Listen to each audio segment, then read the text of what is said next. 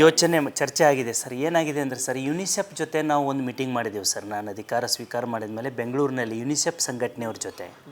UNICEF ಅಂತೂ ಅಂತಾರಾಷ್ಟ್ರೀಯ ಮಟ್ಟದಲ್ಲಿ ಮಕ್ಕಳಿಗೋಸ್ಕರ ಕೆಲಸ ಮಾಡ್ತಿರುವಂಥ ಸಂಸ್ಥೆ ಸರ್.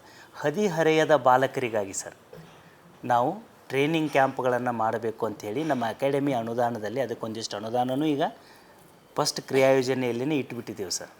ನಾವೇನು ಮಾತಾಡ್ತೀವಿ ಸರ್, ಈಗ ಹಳ್ಳಿಗಳಲ್ಲಿ ತಂದೆ ತಾಯಿ ಒಂದು ಮದುವೆಗೆ ಹೋಗ್ಬೇಕಾದ್ರೆ 16 ವರ್ಷದ ಹೆಣ್ಣು ಮಗಳಿದ್ಲಂದರೆ ಆಕೀಗ ಅಜ್ಜಿ ಮನ್ಯಾಗ ಬಿಡು, ಕಾಕನ ಮನ್ಯಾಗ ಬಿಡು ಅಂತ ಹೇಳ್ತೀವಿ ಸರ್ ನಾವು.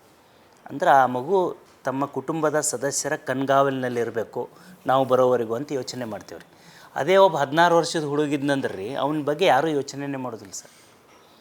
ಇಲ್ಲೇ ಓಡಾಡ್ತಿರೋ ಅವ ಅಲ್ಲೇ ಅಗಸ್ಯಾಗಿ ಓಡಾಡ್ತಿರ್ತಾನೆ ರೀ ಅವನು. ಅದು ಅತ್ಯಂತ ಅಪಾಯಕಾರಿ ಸರ್.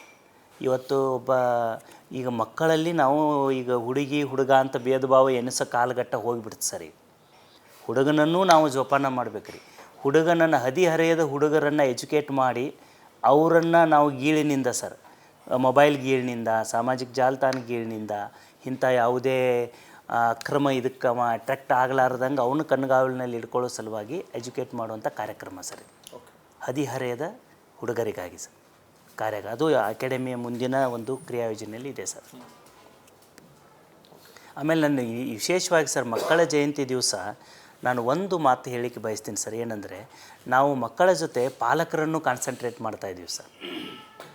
ಪಾಲಕರ ಎಲ್ಲಿ ಹೋದಲ್ಲಿ ಪಾಲಕರ ಸಭೆ ಎಲ್ಲಿಯಾದರೂ ಯಾರಾದರೂ ಅರೇಂಜ್ ಮಾಡಿದ್ರೆ ನಾನೇ ಸ್ವತಃ ಅಟೆಂಡ್ ಮಾಡ್ತಾಯಿದ್ದೀನಿ ಸರ್. ಅದನ್ನು ಅಟೆಂಡ್ ಮಾಡಲ್ಲಿ ಏನು ಹೇಳ್ತಾಯಿದ್ದೀವಿ ಅಂತಂದರೆ ಸರ್, ಮಂಗಳೂರು, ಬೆಂಗಳೂರು ಮತ್ತು ಬೇರೆ ಬೇರೆ ರಾಜ್ಯಗಳಲ್ಲಿರೋ ಪ್ರತಿಷ್ಠಿತ ಸಂಸ್ಥೆಗಳಿಗೆ ಮಕ್ಕಳನ್ನು ಸೇರಿಸೋದೇ ಒಂದು ಪ್ರತಿಷ್ಠೆ ಅಂತ ತಂದೆ ತಾಯಿ ತಿಳ್ಕೊಂಡಿದ್ದಾರೆ ಸರ್. ನನ್ನ ಅಲ್ಪ ಅನುಭವದಲ್ಲಿ ಹೇಳೋದಾದರೆ ಸರ್, ಯಾವ ಊರಿನಲ್ಲಿ ಗುಣಮಟ್ಟದ ಶಿಕ್ಷಣ ದೊರೆಯುವುದಿಲ್ಲವೋ, ಸೌಲಭ್ಯಗಳಿಲ್ಲವೋ ಅಂಥ ಪಾಲಕರು ಬೇರೆ ಊರಿಗೆ ಹೋಗಿ ಆ ಮಕ್ಕಳನ್ನು ಕಳಿಸಿದರೆ ಅನಿವಾರ್ಯ ಇಟ್ಟಿದ್ದಾರೆ ಅಂತ ಸರ್.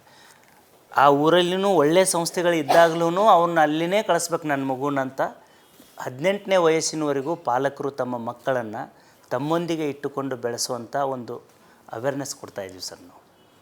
ಯಾಕಂದರೆ ಈ ಹಾಸ್ಟೆಲ್ನಾಗಿದ್ದು ಬಂದ ಮಕ್ಕಳ ಆ್ಯಟಿಟ್ಯೂಡ್ ನೋಡಿ ಸರ್. ನಾವು ಯಾರು ತಂದೆ ತಾಯಿ ಪ್ರೀತಿಯಿಂದ ವಂಚಿತರಾಗಿರ್ತಾರೋ, ಮೊನ್ನೆ ಇದರಲ್ಲಿ ಒಂದು ವೈರಲ್ ಆಗಿತ್ತು ಸರ್. ಅವ್ರ ತಂದೆಗೆ ಹೇಳ್ತಾ ಇದ್ದ ಸರ್, ಅಮೇರಿಕಾದಿಂದ ಬಂದಿದ್ದ, ಆಸ್ತಿ ಸಲುವಾಗಿ ಜಗಳ ಆಗಿತ್ತು. You are only just biological father, you don't tell ಅಂತ ಅವ್ನು ರೇಗಾಡ್ತಾ ಇದ್ದ ಮಗ. ಅಂದರೆ ನಮ್ಮ ಸಂಸ್ಕೃತಿ ಅಧಂಪತನ ಆಗೋಕ್ಕಿಂತ ಮುಂಚೆ ಸರ್ ನಾವು ಹೇಳ್ತೀವಿ ಸರ್, ಇಲ್ಲ ವೀಕೆಂಡಿಗೆಲ್ಲ ಇದೆ ಹೋಗ್ತು. ಯಾರು ಇವತ್ತು ಹಳ್ಳಿಯಲ್ಲೇ ತಂದೆ ತಾಯಿ ಇರಲಿ, ಮಕ್ಕಳು ಗಂಡ ಹೆಂಡತಿ ಇಬ್ಬರು ಬೆಂಗಳೂರಿನಲ್ಲಿ ಸಾಫ್ಟ್ವೇರ್ ಇಂಜಿನಿಯರ್ ಇದ್ದರು, ತನ್ನ ಮಗುವಿನ ತಿಂಗಳಿಗೊಮ್ಮೆ ವೀಕೆಂಡಿಗೆ ಅಜ್ಜಿಗೆ ಭೇಟಿ ಮಾಡಿಸ್ಲಿ ಸರ್, ಆ ಮಗುವಿನ ಮನೋವಿಕಾಸ ಹೇಗಾಗುತ್ತೆ ನೋಡಿ. ಅಂದರೆ ನಾನು ಒಂದು ಸೂಕ್ಷ್ಮವಾಗಿ ಹೇಳಿದೆ ಸರ್. ಏನು ಹೇಳಿದೆ ಆಗಲೇ ಅಂದರೆ, ವಾರ್ಡನ್ನು ತಾಯಿ ಆಗೋಕ್ಕಾಗಂಗಿಲ್ಲ. ತಾಯಿ ಕಣ್ಣಿನಿಂದನೂ ನೋಡ್ತಾಳೆ, ಕರುಳಿನಿಂದನೂ ನೋಡ್ತಾಳೆ. ಹಾಗಾಗಿ ನಿಮ್ಮ ಮಕ್ಕಳನ್ನು ಸಾಧ್ಯವಾದಷ್ಟು ಪಾಲಕರು ಜೊತೆಗಿಟ್ಟುಕೊಂಡು ಓದಿಸಿ ಅನ್ನೋ ಒಂದು ಸಂದೇಶ ಮಕ್ಕಳ ಜಯಂತಿ ದಿವಸ ಅಕಾಡೆಮಿಯಿಂದ